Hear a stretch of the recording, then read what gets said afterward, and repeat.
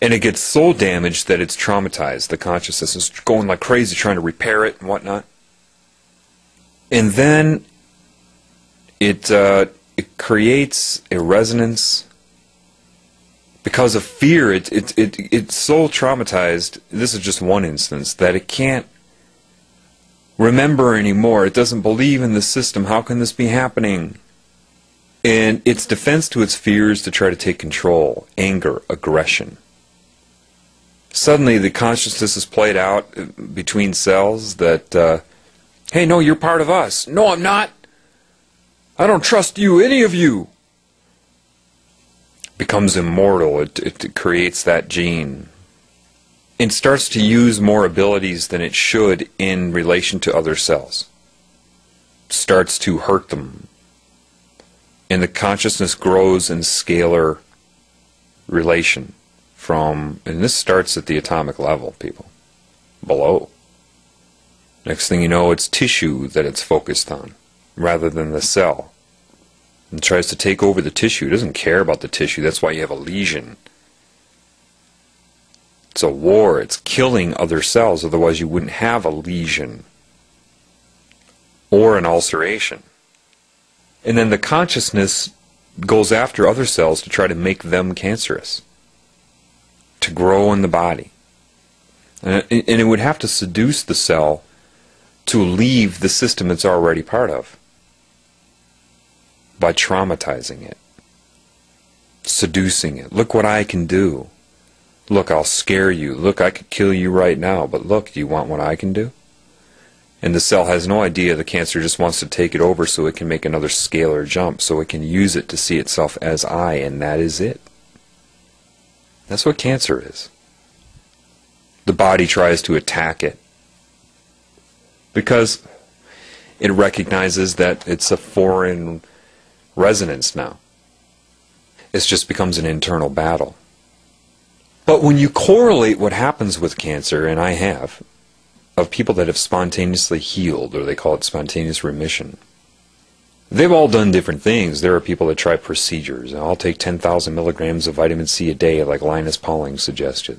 I'll take homeopathic remedies. I'll do yoga. I'll do this, I'll do that.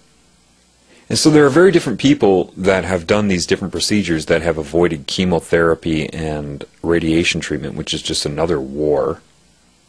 And these people that have healed themselves from cancer all report having, it doesn't matter what their procedure was, they all report having this experience of infinity and understanding of the scalar reality. Whether they can say it in the same way I'm doing it doesn't matter, they know it. And they try to express it to people the best way they can. I just knew I was part of a whole loving system, a perfect system. And that, the whole body, attached to that. And that was used to convince the energy animating the cancer cells that, hey, you were part of me. I love you, man. There's nothing wrong. There's nothing to be scared of. I'm sorry this happened. It was nobody's fault. Come back. And finally what happened is that energy made that leap of faith within your body, came back to you, everything was fine, the cancer cells are shed, and when this spontaneous remission thing happens, it can happen in 24 to 48 hours. It's like snowballs melting on a stove. Tumors just go.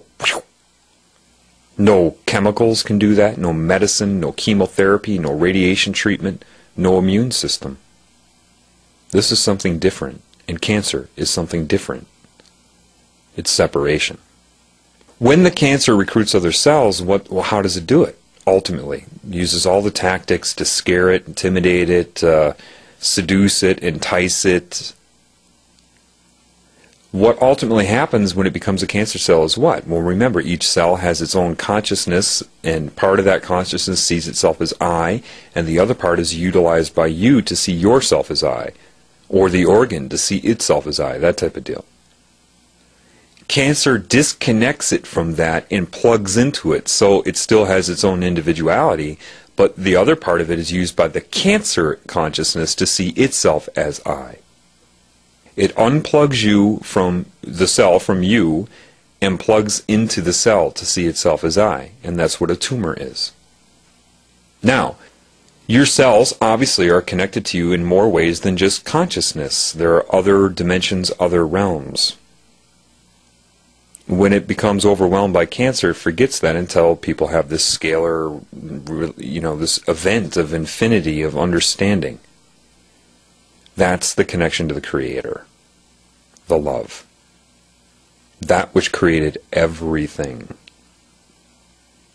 And your beacon of a problem is responded to by the Creator.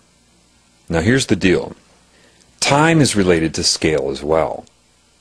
Time for an atom is not the same amount of time for you. It's vibrating way too fast for you to perceive. So even time for, like, say, a fruit fly. Oh, it only lives 24 to 48 hours. What a short life. Well, not to it. If it's on a different frequency, a different scale of existence, that could seem like a much longer period to it. That's why man has trouble trying to swat a fly. Oh, that's because it has a neural strip on its abdomen, and so it just reflexes, it has a reflex to your movement, and displacement of air. No. You're moving really slow to that fly.